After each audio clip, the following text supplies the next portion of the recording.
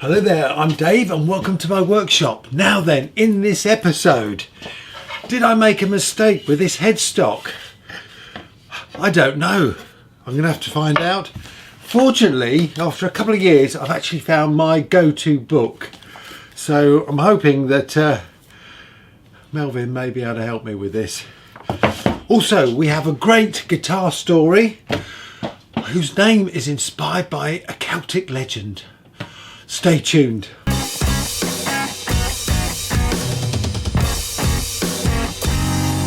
Whew. Not sure how we're going to do this. Got a bit of a windy day today, which is probably what you can hear in the background. Now then, okay. So, in the last episode, I glued this headstock on, and it looks a bit precarious, if I'm honest. And I was looking at where, I mean, normally what I do is I would cut this off now at an angle straight across there. And I'm looking at that and thinking, gosh, is there enough wood on that to hold that? So then I thought, well, if I look at the fretboard here, put the fretboard into there, like so, and then shave it off at that height, would that give me more wood underneath there? I've never done it like that before, and it's going to cause me problems then trying to route the channel for the truss rod. Oh, decisions. But then I've looked at my reference book, Melvin Hiscock's Make Your Own Guitar, and I noticed this one here. And in actual fact, once this neck is trimmed, the actual connection to the full neck from between the headstock and the neck is very small. Actually, it's not a big connection, and so I think I may be okay. I've decided what I'm going to do is slice it off but not go right down to the neck. So I've got an opportunity to have a look at it, and then if I think I can take it down a bit further, I can plane it by hand. So first thing I'm going to do is saw this off with a bandsaw, and this time I will saw it correctly, not like the previous series, the bass guitar, in which I sliced it completely the wrong way.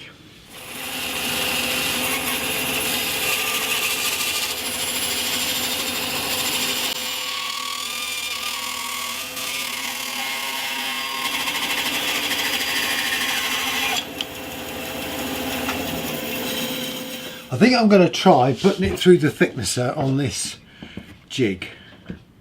If I can get it in there.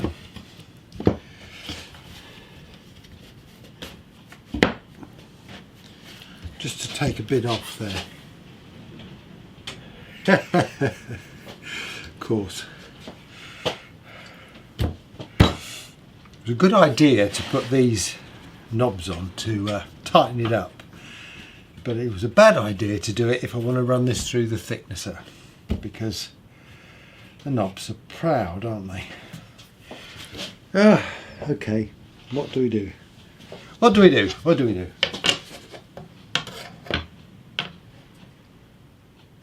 I think I'm okay. They're just underneath where I need to plane, so I think we'll be okay.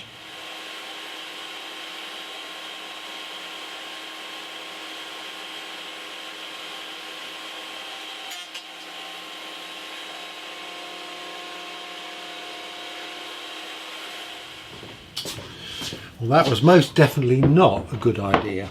So, plan B. Well, it's strapped in this jig. I'm going to clamp this jig to the bench and do it by hand.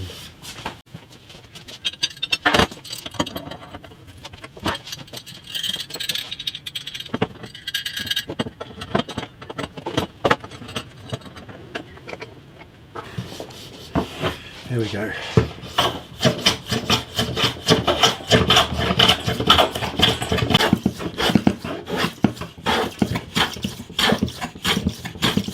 Okay, well, I've taken that down to probably about 3mm above the neck there, and I think, to be honest with you, that's going to do. So I'm going to have to take this back to the line where the nut goes. In fact, I think I'm going to have to go back to that second line actually. Yeah, I'm going to saw that off, and then the nut will just sit in there, and I think that's going to be okay. So the next thing to do is to get the truss rod in. I have to avoid the neck bolt, so I've got my neck bolt template there. Here's the fretboard going on there. So the 23rd fret is just about there. So I need to come up from there a little bit, give myself a little bit of extra room. So if I put a mark there, we're looking at the neck bolt being around there, which means that needs to be clear of that up to there. So we'll stop it there, and well, okay, we need to see what's going to go on at the other end. So you don't want to come through the bottom there, but you know, I think I'll get away with that. Yeah, I think I'll get away with that. Okay, I've got some masking tape and some double-sided tape on this template, so I'm going to stick this in place, and hopefully it will just stick okay for me. So that's as far as I need to go there. Before I do anything, I haven't got a centre line right up through there. You do need your centre lines. That's it. Okay, take two.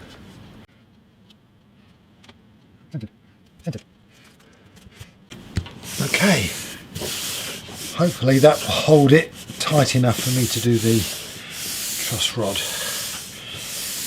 Now I've got to go to a depth of 10 mil, and of course it lifts up slightly at this end, so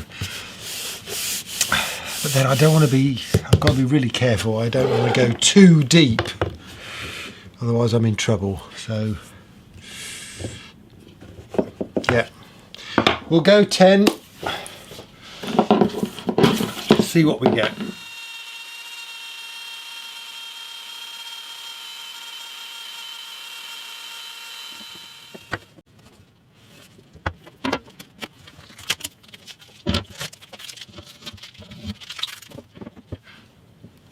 Okay, that's so far so good. I need to do a bit of work at that end.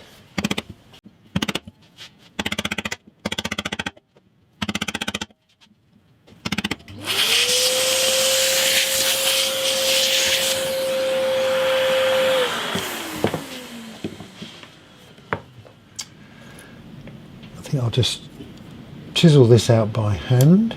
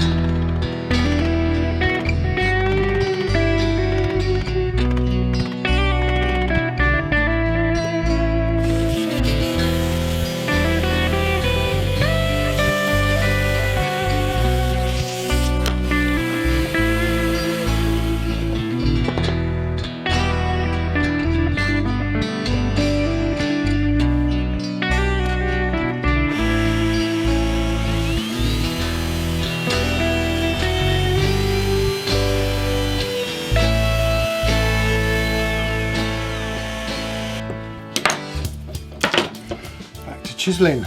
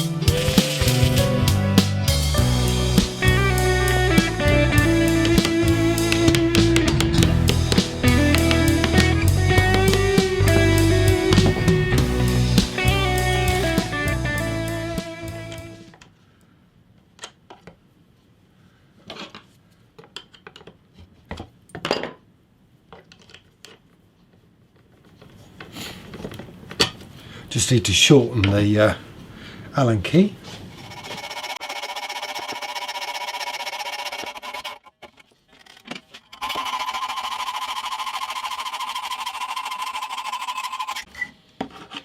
Whew, took a while. I think I'll let that cool off.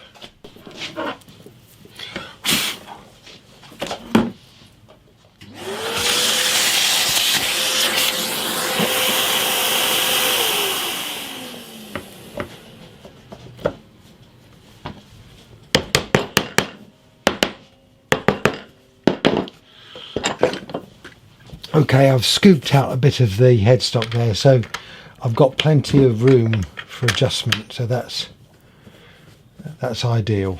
Okay, and that'll all be covered up with a truss rod cover, so that's going to be okay. Right, I think I'm going to try get the fretboard glued on now. But before I do that, I think I'd better have a quick tidy up, to be honest with you, because it's all a bit of a mess around here.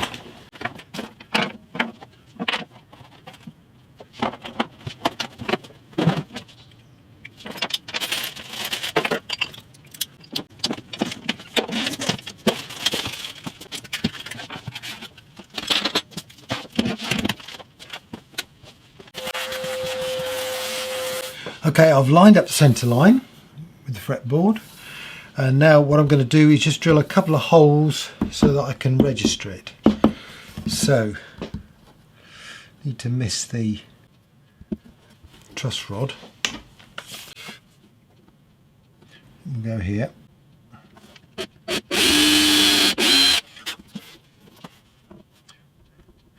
And just go there.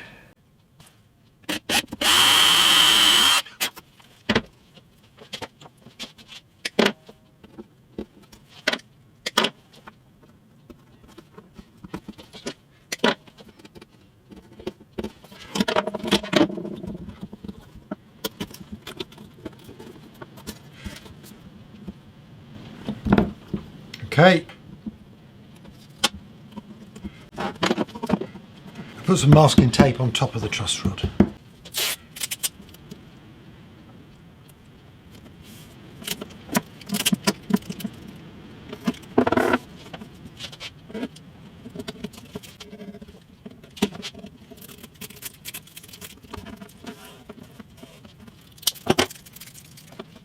Okay, get some clamps.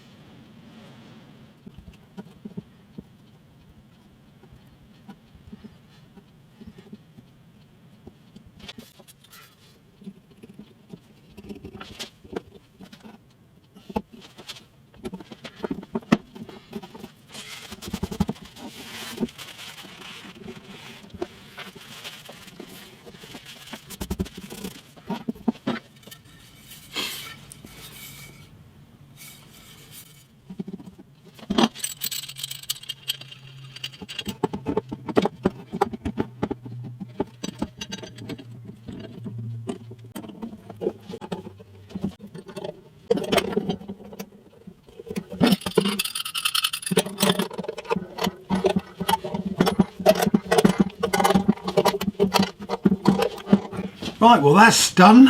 Just got to let that cure. So I think it's time for my guitar feature.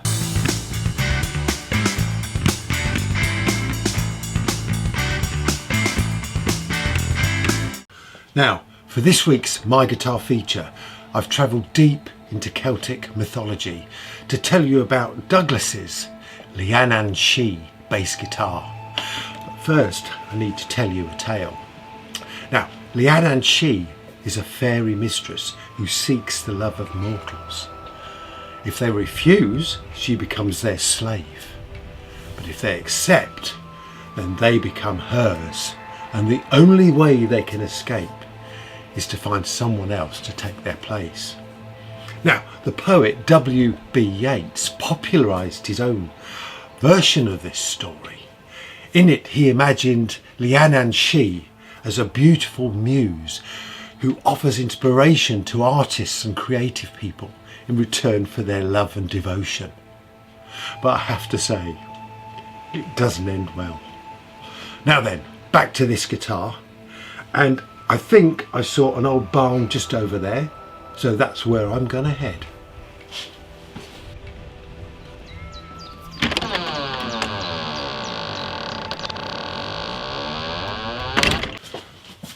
Ooh, this is better. Now then, back to the guitar. And, well, with a name like Liananhn, this bass guitar, I think, must be something special.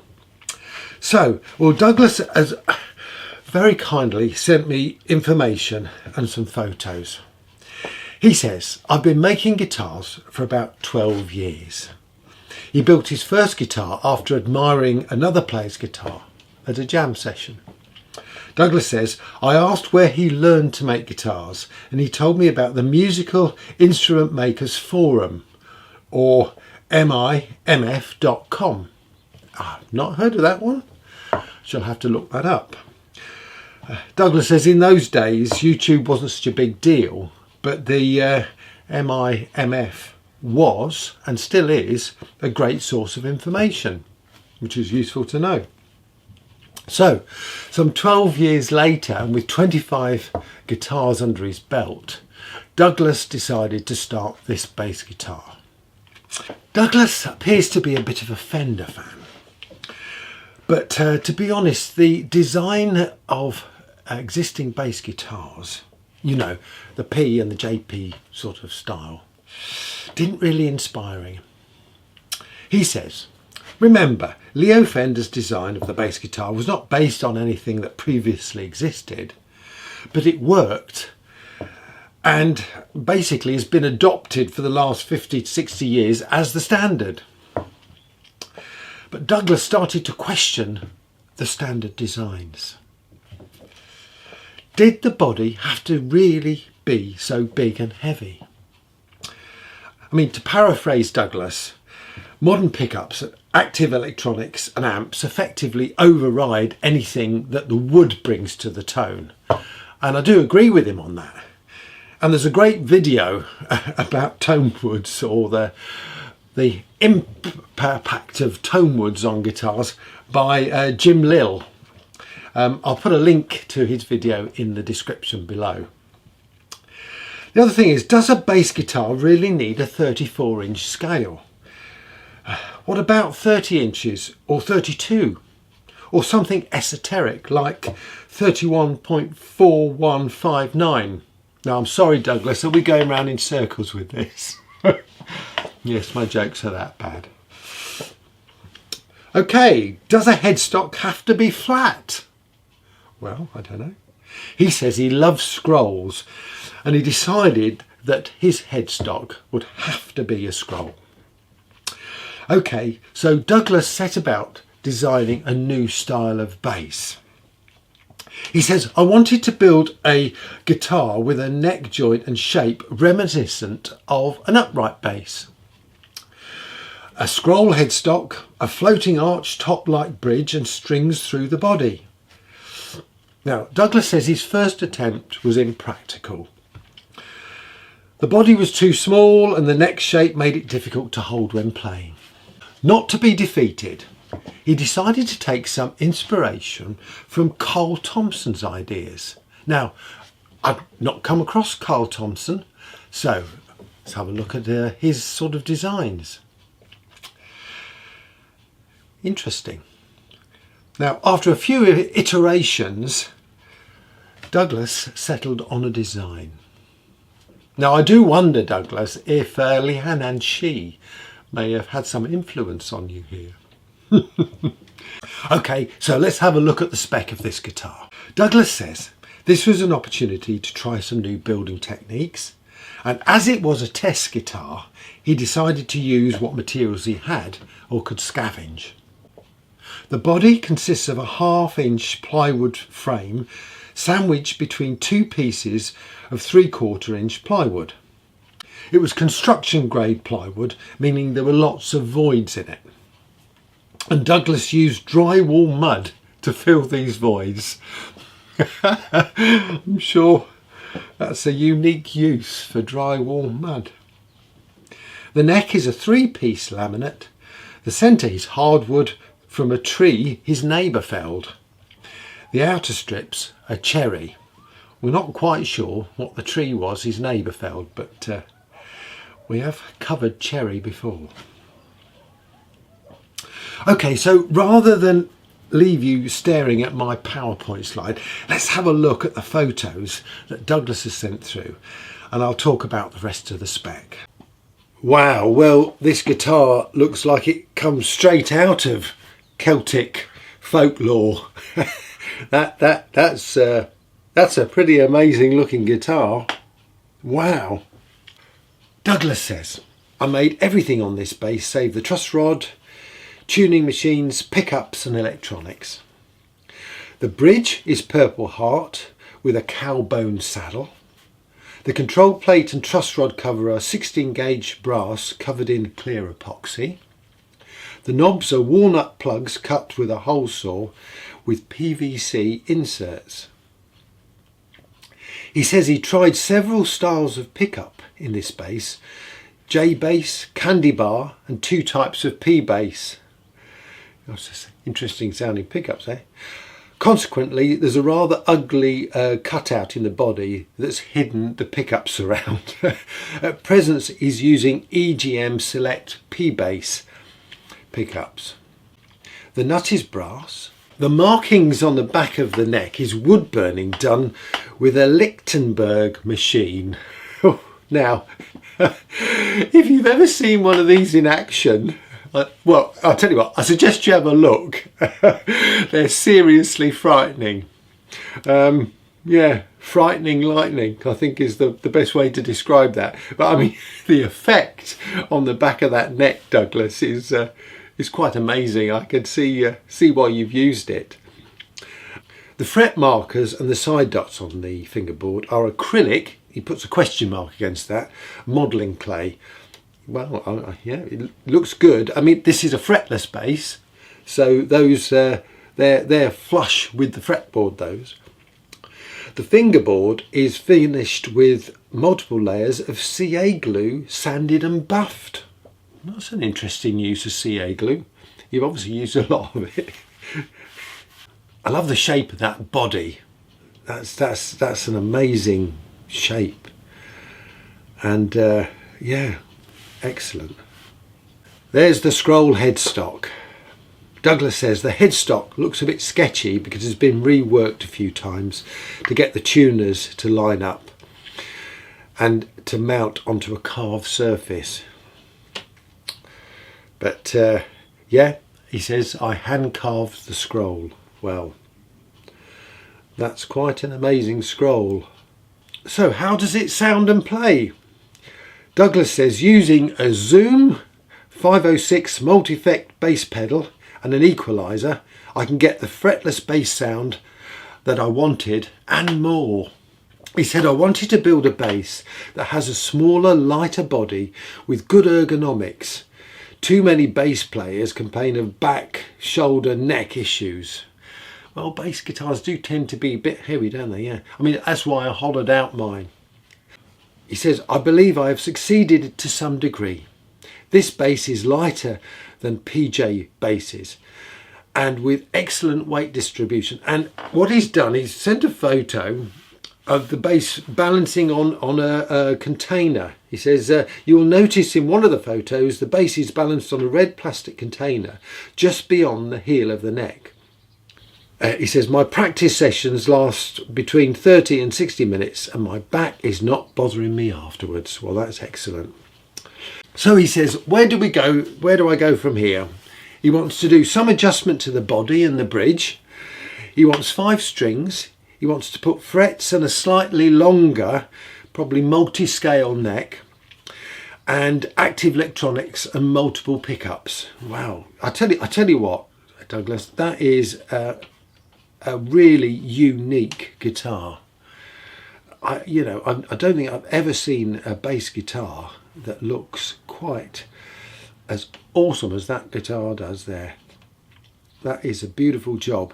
And he calls it a test guitar, but I mean, I'd be quite happy with that as a finished guitar. And it's made of plywood, the majority of it. It just goes to show what you can do when you put your mind to it. Well, Douglas, thank you very much for sharing your bass guitar with us, and yeah, that interesting story. Cheers.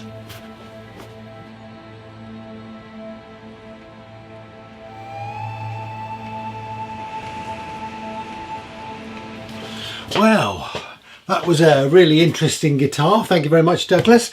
And what I forgot to mention is that Douglas actually made his own varnish. I mean, if you looked at the spec slide that I put up, you'll see the ingredients of that. But that's pretty awesome. And also I forgot to mention that the fretboard was red oak, but I'm sure all the keen-eyed folk out there might have spotted that.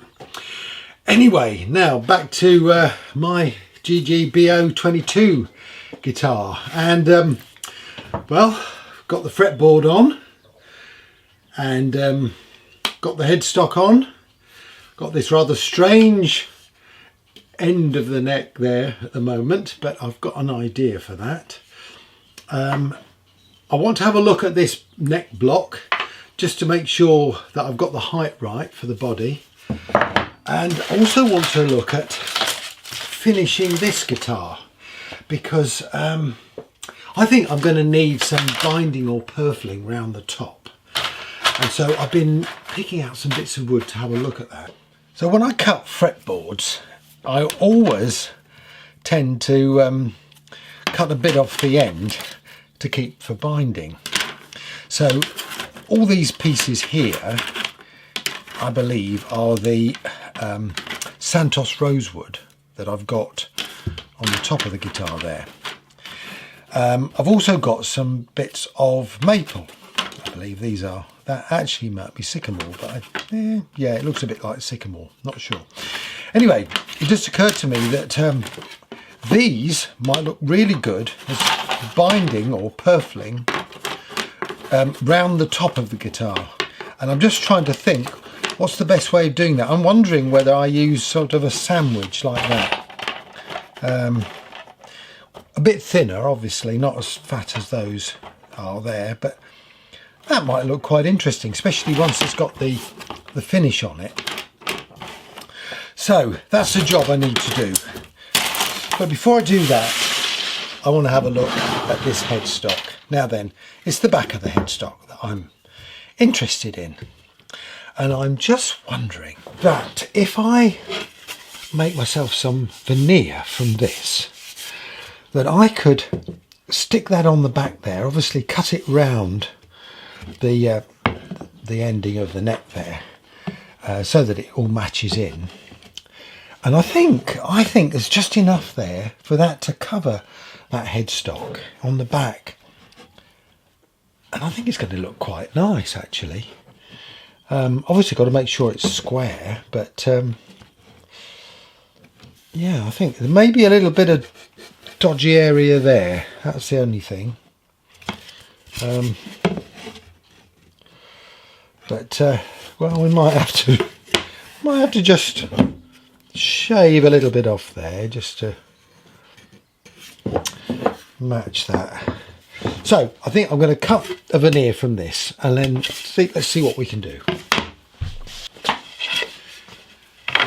I've set the bandsaw up to 5mm and then I'll run it through the thicknesser to get it down to I don't know, about 2mm I would have thought, something like that. But at least I can take the tooth marks out of it then.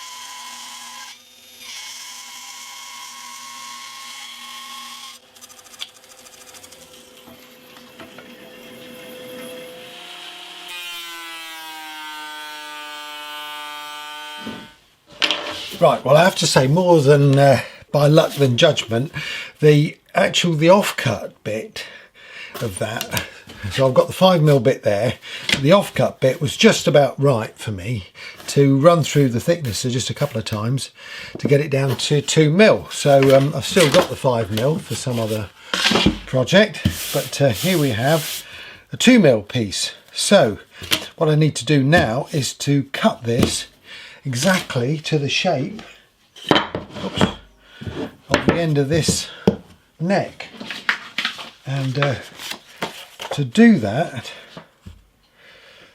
I'm going to place this piece of card on top of there. First of all, rub it with my finger and then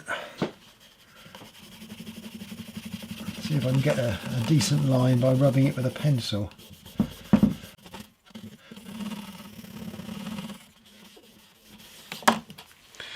Okay, looks reasonable. Cut that out with a knife, I think.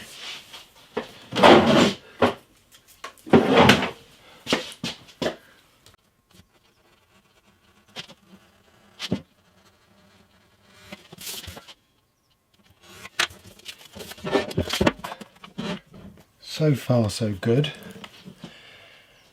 Now I'm going to have to mark the centre line.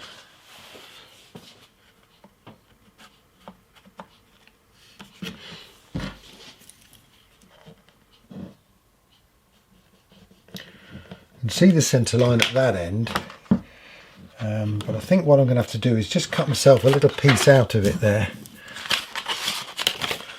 and then I can see the mark in the gap there.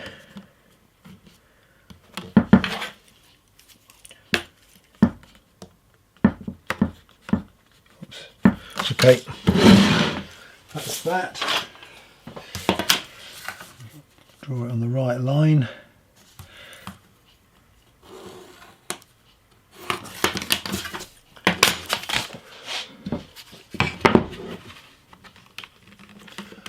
Okay, so that's the centre line. Okay, so now I need to transfer that to this. Okay, well I did film the bit when I drew the lines on here. Basically I just lined this template up on the top there, on the centre line, and then drew round. The only problem was the camera was close up on the wrong part of the bench, so you missed that. Anyway, so cut a long story short, I've got a line there and a line there, and I'm going to cut that off on the bandsaw.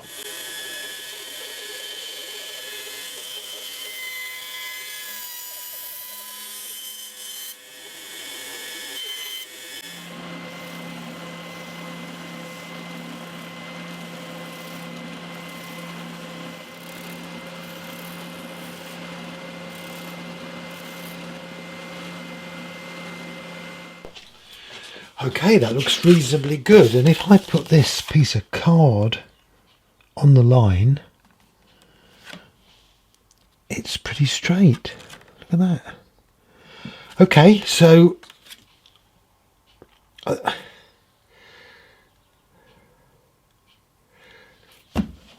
just spotted a problem, haven't I? Oh, just spotted a problem. Now then. Just there. That's my problem. Okay, Dave, I think you might have to do that piece again. The problem is, I'm not allowed for that bit there, look. So I've marked it on there. What I'm going to do is get that centred,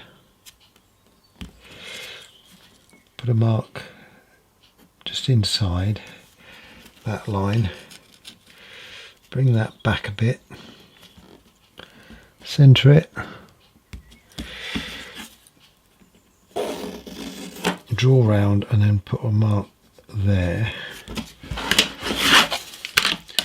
and just join those two up. Okay, slightly more complicated cut to make than I thought. Never mind. Let's go.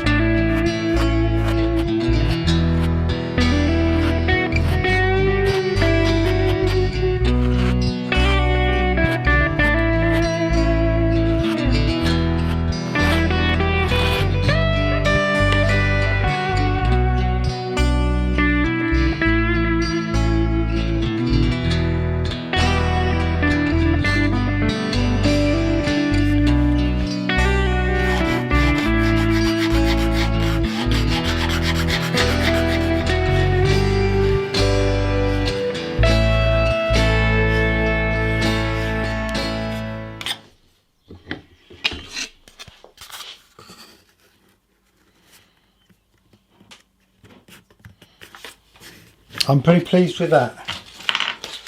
So just line this all up again.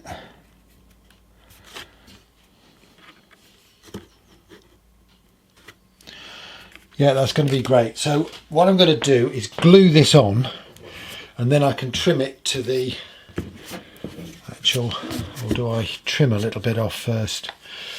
Ooh, I think I'm going to trim a bit off first. Right, so if I just fix it on the back temporarily with some super glue and masking tape, just put some there. Need to be able to see the centre line, so I'll just put a little bit in the middle there.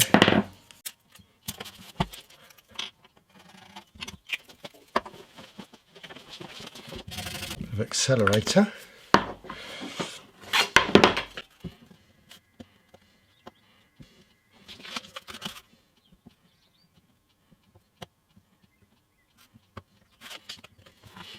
Okay.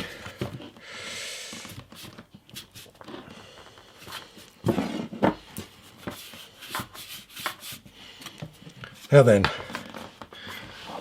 should be able to trace round this.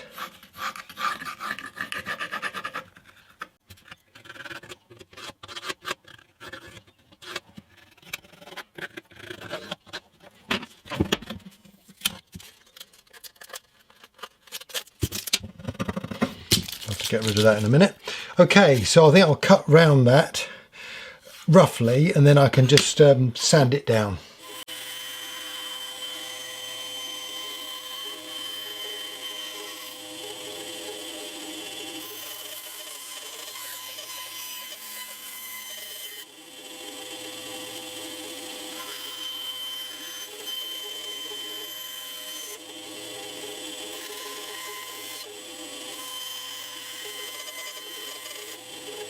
Okay, time to get this all glued up. Now I've actually made myself a bespoke clamping cool for this, so that'll just slot over there and I can apply a lot of pressure to the whole thing, which is going to be just what I need to do. So I have to make sure that it's lined up first. Right, let's get some glue on it though.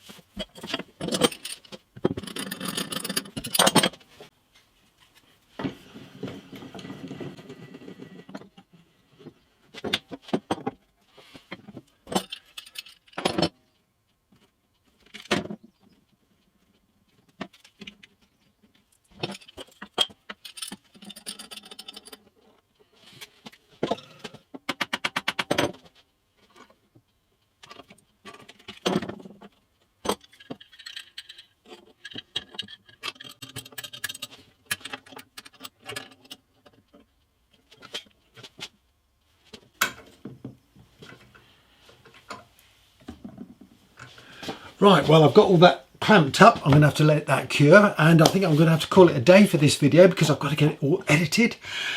So, now, don't forget, if you've got a guitar you've made that you'd like to show to everyone, contact me through my webpage. There's a contact form on there, footstepsguitars.co.uk, and I'll get back to you and we'll get all the details, and I can feature your guitar on this this channel. Should be excited. We've had some fantastic guitars up to now, and you know, as I've said in the past, it doesn't have to be perfect, but if it's an instrument that you really enjoy playing and have enjoyed making, then it's worth us showing it. Anyway, thank you very much again for watching. I'll be back soon. In the meantime, stay safe. Cheers.